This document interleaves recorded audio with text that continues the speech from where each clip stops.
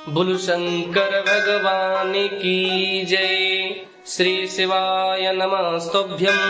नमः पार्वती पतये हर हर महादेव। नमस्कार मित्रों, आज आपका एक बार फिर से स्वागत है हमारे चैनल भक्ति प्रसंग में। आज हम आपको सुनाने जा रहे हैं सावन सोमवार की व्रत की कथा। आप सभी मित्र इस कथा को बड़ी ही श्रद्धा सहित और भक्ति भावना के साथ में श्रवण करिए। उससे पहले जो भी मित्रगण हमारे इस चैनल पर नया है, कृपया करके हमारे इस चैनल को जरूर सब्सक्राइब करें और बेल आइकन दबाना बिल्कुल ना भूलें। तो आइए मित्रों, उस परम मंगलमय कथा में हम प्रवेश करते हैं। बोलो शंकर भगवान की जय।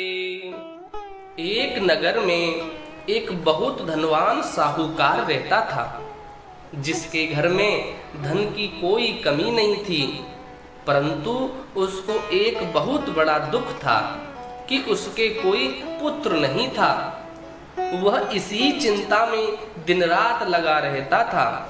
वह पुत्र की कामना के लिए प्रत्येक सोमवार को भगवान शंकर जी का व्रत और पूजन भी किया करता था। सायंकाल के समय भगवान शिव जी के मंदिर में जाकर शिव जी के समक्ष दीपक भी जलाया करता था। उसके इस भक्ति भाव को देखकर एक समय माता पार्वती जी ने भगवान शंकर से कहा कि हे प्रभु, यह साहूकार आपका अनन्य भक्त है और सदैव आपका व्रत और पूजन बड़ी ही श्रद्धा भावना के साथ में करता है। आपको इसकी मनोकामनाओं को अवश्य पूर्ण करना चाहिए। भगवान शंकर ने कहा कि हे पार्वती, यह संसार कर्म क्षेत्र है। जैसा किसान बीज बोता है, उसी प्रकार से वह फल को प्राप्त करता है। उसी तरह मनुष्य इस संसार में जैसा कर्म करता है, वैसा ही उसे फल की भोग प्राप्ति होती है। पार्वती जी ने अत्यंत आग्रह से कहा कि हे प्रभु, जब यह आपका अनन्य भक्त है और इसको अगर किसी प्रकार का दुख है, तो उस दुख को अवश्य ही आपको दूर करना चाहिए, क्योंकि आप सदैव अपने भक्तों पर दयालु होते हैं और उनके दुखों को भी दूर किया करते हैं। यदि आप ऐसा नहीं करेंगे तो मनुष्य आपकी सेवा तथा व्रत करना छोड़ देंगे। पार्वती जी का ऐसा आग्रह देख करके भगवान शंकर जी कहने लगे कि हे पार्वती, इसके कोई पुत्र नहीं है। इसी चिंता में यह बहुत दुखी रहता है।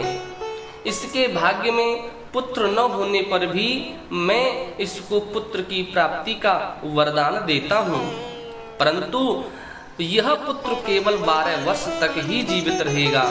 इसके पश्चात वह मृत्यु को प्राप्त हो जाएगा। इससे अधिक मैं और कुछ इसके लिए नहीं कर सकता। यह सब बातें साहूकार श्रवण कर रहा था। इससे उसको न तो कुछ प्रसन्नता हुई और न ही उसे कुछ दुख हुआ। वह पहले जैसा ही शिवजी भगवान का व्रत और पूजन करता रहा। कुछ समय व्यतीत हो जाने पर साहूकार की स्त्री गर्भवती हुई और 10वें महीने में उसके गर्भ से एक अति सुंदर पुत्र की प्राप्ति भी हुई। साहूकार के घर में बहुत खुशियां मनाई गईं, परंतु साहूकार ने उसकी केवल 12 वर्ष की आयु जानकर अधिक प्रसन्नता प्रकट नहीं की और ना ही किसी को इस भेद के बारे में बताया। जब वह बालक 11 वर्ष का हो गया तो उस बालक की माता ने उसके पिता से विवाह आदि के लिए कहा, तो वह साहूकार कहने लगा कि मैं अभी इसका विवाह नहीं करूंगा, अपने पुत्र को काशी जी पढ़ने के लिए भेजूंगा। फिर साहूकार ने अपने साले अर्थात बालक के मामा को बुलाकर उसको बहुत सा धन देकर कहा कि तुम इस बालक को काशी जी पढ़ने के लिए ले जाओ और रास्ते में जिस स्थान पर भी जाओ, यज्ञ तथा ब्राह्मणों को भोजन कराते जाना। वह दोनों मामा भांजे यज्ञ करते हुए और ब्राह्मणों को भोजन कराते हुए जा रहे थे। रास्ते में उनको एक शहर पड़ा।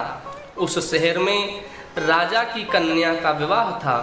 दूसरे राजा का लड़का जो विवाह करने के लिए बारात लेकर आया था वह एक आंख से काना था। उसके पिता को इस बात की बड़ी चिंता थी कि कहीं वर को देखकर कन्या के माता पिता विवाह के में कोई विघ्न बाधा या अड़चन पैदा नहीं कर दें। इस कारण जब उसने अति सुंदर सेठ के लड़के को देखा तो मन में विचार किया कि क्यों न दरवाजे के समय इस लड़के से ही वर का काम चलाया जाए। ऐसा विचार कर वर के पिता ने उस लड़के और मामा से बात की तो वे दोनों राजी हो गए। फिर उस लड़के को वर के कपड़े पहनाकर घोड़ी पर चढ़ा दरवाजे पर ले गए और सब कार्य प्रसन्नता पूर्वक पूर्ण हो गया। फिर वह वर के पिता ने सोचा कि यदि विवाह कार्य भी इसी लड़के से करा लिया जाए तो क्या बुराई है। ऐसा विचार कर लड़के और उसके मामा से कहा, यदि आप फेरों का कार्य और कन्यादान का कार्य भी करा दें तो आपकी बड़ी कृपा होगी। मैं इसके बदले में आपको बहुत सारा धन भी दूंगा। तो उन्होंने स्वीकार कर लिया और विवाह कार्य भी बहुत अच्छी तरह से संपन्न हो गया। परंतु जिस समय लड़का जाने लगा तो उसने राजकुमारी की चुंदरी के पल्ले पर लिख दिया कि तेरा विवाह मेरे साथ हुआ है, परंतु जिस राजकुमार के साथ तुमको भेजेंगे वह एक आंख से काना है और मैं काशी जी पढ़ने जा रहा हूँ।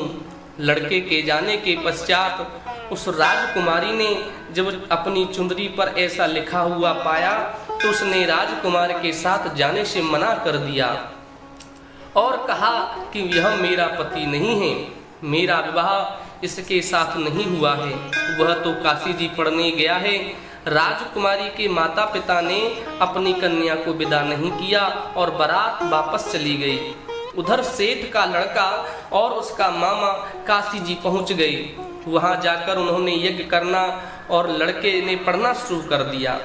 जब लड़के की आयु 12 साल की हो गई उस दिन उन्होंने यज्ञ रचा रखा था। लड़के ने अपने मामा से कहा कि मामा जी आज मेरी तबीयत कुछ ठीक नहीं है। मामा ने कहा कि बेटा अंदर जाकर के सो जाओ।